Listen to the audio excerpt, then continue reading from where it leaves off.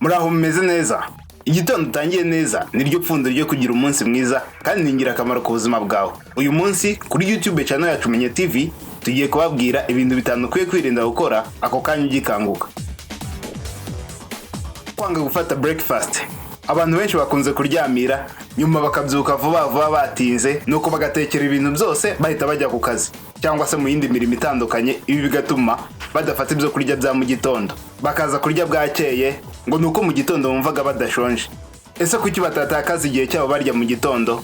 Ibi ni ukwibeshya cyane. Mu masaha 2 ya mu gitondo ukimara gukanguka ni ngombwa gufata breakfast kandi ugafata ibyo kurya bifite ingufu kandi bihagije.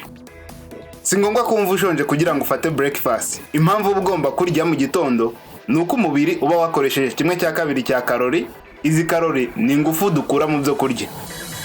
Mu gihe utariye ngo ubone ingufu zihagije, umubiri wawe ntushobora gukora neza, kandi ibi bituma uburyo bwiza bwo gukoresha ibice by'imbere mu mubiri bitagenda neza. Ubwo rero kugira ngo ibice by'imbere mu mubiri wawe bishobore gukora neza kandi bitume ubushyuhe mu mubiri buguma ku kigero gikwiye, ni ngombwa ko mu gitondo ufata breakfast ihagije kandi ifite ingufu. Ibi kandi bikaba cyane mu kugira imirimo uri buze gukora ku munsi uze kuyikorana bakwe kandi n'ingufu zihagije. Kuguma mu buriri uri kuri smartphone. Hafi abantu bose ntibajya bashaka gushyira kure smartphone zabo. Buri wese aba yumva yayegeza buri gihe. Usanga twirirwana nazo umunsi wose ndetse tukazishyira no mu mashuka nijoro mu gihe turyamye.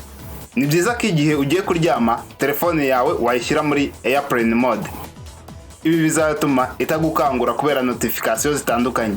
Mu gitondo tugikanguka ako kanya dufungura amaso, icya mbere dukora ni ukureba muri telefone kugira ngo turebe message batwoherereje nko kuri social networks harimo nka WhatsApp, Facebook, Instagram ndetse no kureba email batwoherereje. Gusa iki ni igitekerezo kibi. Ni byiza ko mu gihe ukangutse utagomba gukora kuri telefone yawe mbere y'iminota 30. Ibi bizatuma usinzira neza nijoro kandi bizagufasha gutangira imirimo y'umunsi neza ufite ingufu nyinshi cyane. Kwanga kunywa amazi mu gitondo. Abantu benshi barabizi ko bisabwa ko banywa amazi angana n'ikirahure kimwe buri gitondo. Aya mazi akaba agomba kuba ari amazi meza kandi asukuye cyane. Gusa igitangaje nuko n'ababikora usanga biba bigoranye.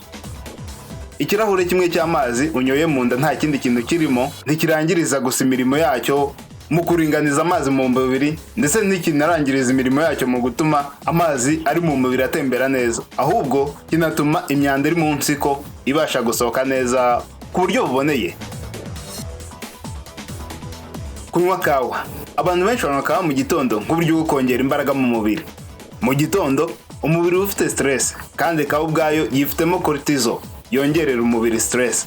Umuco wo kunywa kawa mu gitondo uzatuma uba umunebwe kandi umubiri wiyumvemo ubwoba. Iki kinyobwa giteza ibibazo iyo ugifashe mu gihe mu gifu nta kindi kintu kirajyamo. Ubwo rero mu masaha 3 kimara kubyuka byaba byiza uretse kunywa kawa. Gusa ako kanya kimara kubyuka tutitaye ko kuva tukiri bato batubwiriza ko tuba tugomba kusasa uburiri ubwo tukibyuka, ntabwo tugomba kubikora. Abahanga mu bumenyi bemeje ko haba hari imyanda mito igera kuri 1/2 cya miliyoni mu buriri bwacu.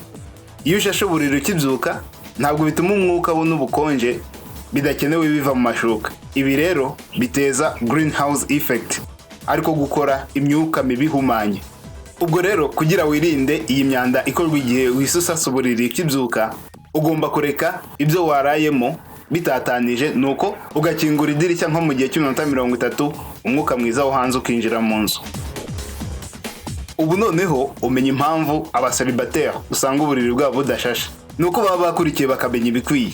Iyo myuka ivuyemo nibwo ushobora kuryama ahantu heza kandi hanakurinda indwara nyinshi z'uruhu. Niba hari icyo ukuyemo muri no video, please gisangiza abandi ukanda ndetse no kuri like. Niba utarakora subscribe kuri YouTube channel yacu Menye TV, iki nicyo gihe cyo gukanda kuri subscribe. Duhe igitekerezo muri comments kandi nawe urebe icyo abandi bagiye babivugaho.